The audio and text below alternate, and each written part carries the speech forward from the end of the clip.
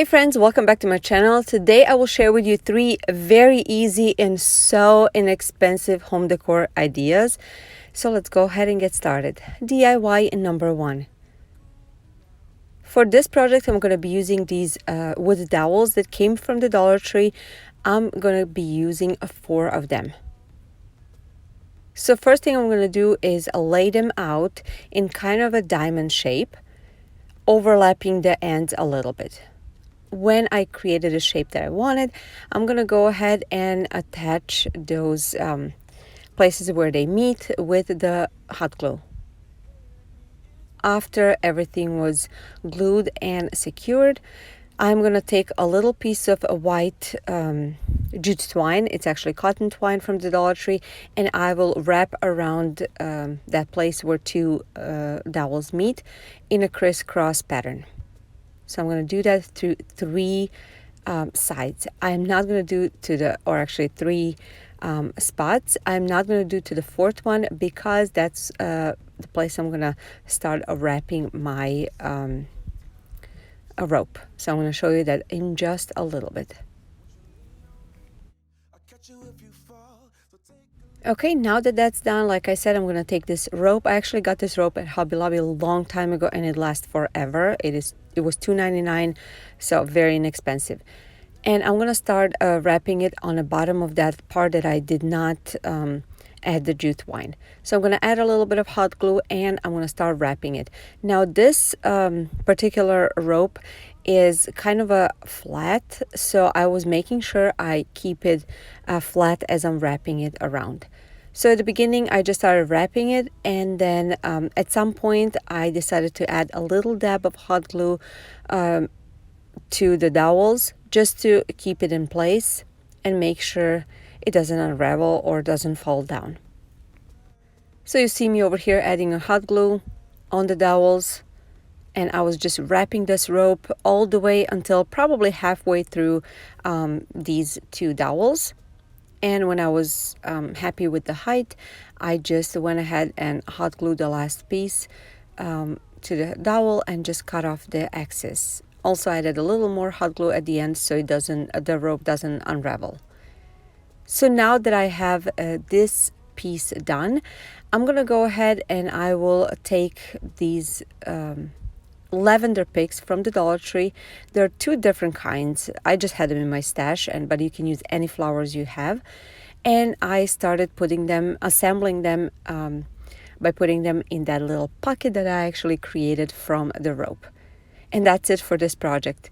Honestly, this is so different than what I usually make, but I absolutely love it. I think it's so fresh. I think it's so different, and it was so easy to make, and I think it cost me probably $1 to make, maybe not even that much. If you have everything on hand, then it's way less than that. But I think it's so beautiful. You can change out the flowers throughout the season, and it's just so easy. You can leave it standing like this, or you can hang it on the wall, or even the front door. I think it's so gorgeous. Tell me what you think about this one. You got a lot of exes, but none of them know you better. The stories you've heard could be you and I. Hey, let me explain, get to the reason why it's not us. You know there's no one else than me you trust. If you're returning to my channel, I just want to thank you for being here and for supporting me. It means so much to me. But if you're new, welcome. I'm Jelena, a stay-at-home mom of 2 kids that love crafting and doing DIY projects. And everything that I do, it's on minimal budget and mostly in a rustic style. Sometimes I do farmhouse. And if something like that interests you, please look around my channel, and hopefully you like my videos enough to subscribe. Also, if you're on a social media, I would like for you to look for me. I'm on Instagram, Pinterest, and Facebook. Just come and say hi. I would love to get to know you. Now let's go ahead and start with DIY number 2. For this project, I used this block. If you saw one of my previous videos, I made this. I bought this for $1 at TJ Maxx on a clearance, and I made this for the spring. I mod parted it, and while I really like it, I like to reuse my crafts because I don't like to pile them up. So what I did, I sanded a little bit, and then I added this Waverly chalk paint in a color mineral.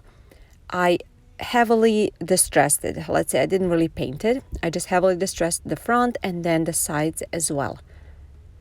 Then when everything was dried, I took this Waverly chalk paint in a truffle color and I dry brushed it. A little bit in the middle, but mostly I did the edges and corners.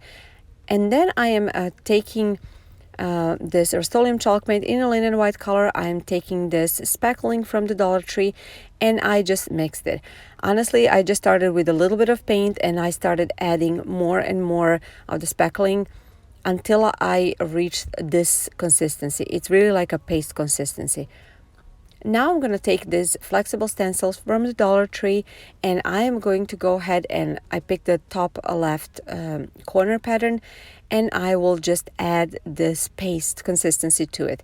Now I did not have a tape with me, unfortunately, but if you do, just tape it. It's so much easier.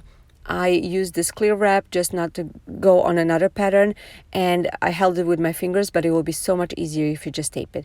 When it was almost dried, I pulled it out and this is how the first part of the pattern turned out.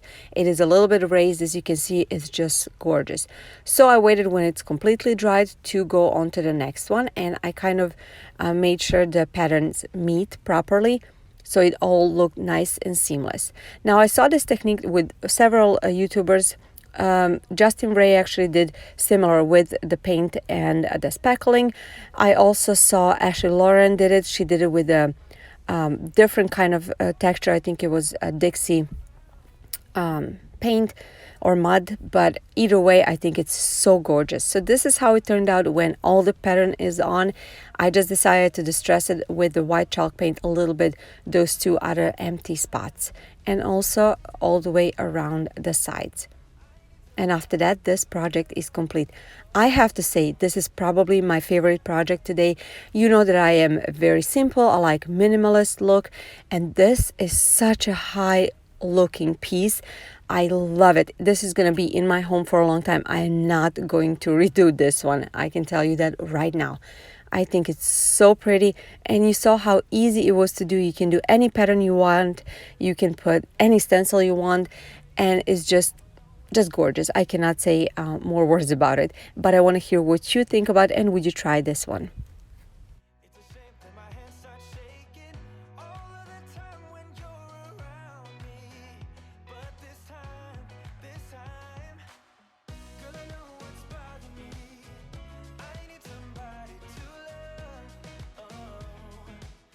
Just to remind you, my regular upload times are Tuesdays and Fridays at 10 a.m. Central Standard Time. Unless I'm participating in a collaboration or a challenge that has different times, I will let you know in advance in my community page or Instagram. DIY number 3. Now this one starts off similar to the second one. I got this just a scrap of wood, and first thing I'm going to do, I will sand it off a little bit. I wanted it to look rustic, but I just wanted to sand off the edges where it was cut and if there was any splinters or something like that. After that, I'm going to give it one kind of heavily distressed coat of this Rust-Oleum chalk paint in a linen white color. So I wasn't worried for everything to be completely covered, but I also didn't want too much wood to show through. Now when everything was dried, I'm taking this Martha Stewart chalk paint in a clay color and chippy brush from the Dollar Tree, and I am just lightly distressing it. I really like this combination. I use it often. You probably noticed. After that, I'm taking this Arteza paint marker in a green color and just drawing circle, like overlapping circles. And then I'm taking a little bit lighter green and I am starting to create leaves of the wine. So this is pretty much going to be wreath, you can already tell.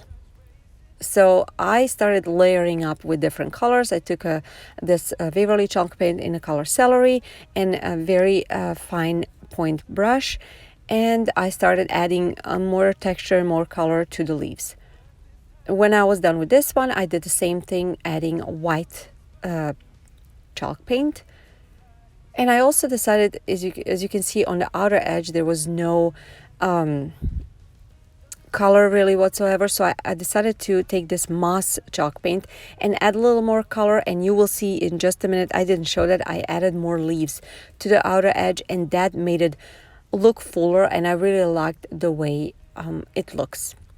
So after that, I'm taking the pencil and I'm writing the word home, and I'm gonna trace it over with a black fine tip marker. Very simple home word. And then I'm gonna take these flower picks. I believe they all came from that lavender looking plant, and then I will cut off the tips of those flowers, and I will just hot glue them around my wreath. I wanted that different in a painted texture and the real, flowers. And after that, I'm just distressing the word home a little bit with a white chalk paint. And then I'm taking this thin jute twine that came from the Dollar Tree and wrapping it on the bottom a few times, tying a knot in the back. And that's going to be it for this project. This was such a super simple project. You saw it, and it cost me literally nothing because I had everything on hand. It is so cute and very rustic and very me. I want to hear what you think about this one, and I hope you like it. And if you like this whole video, please give it a thumbs up. That means so much to me, and plus shows YouTube you like my videos, and it's going to promote it more. Also, share this video. Somebody might find it useful. If you're new to my channel, like I said, subscribe. Please make sure notifications are bell is on all, so that way you don't miss any of my future videos. Thanks so much for being here. I will see you in my next video. Bye, guys.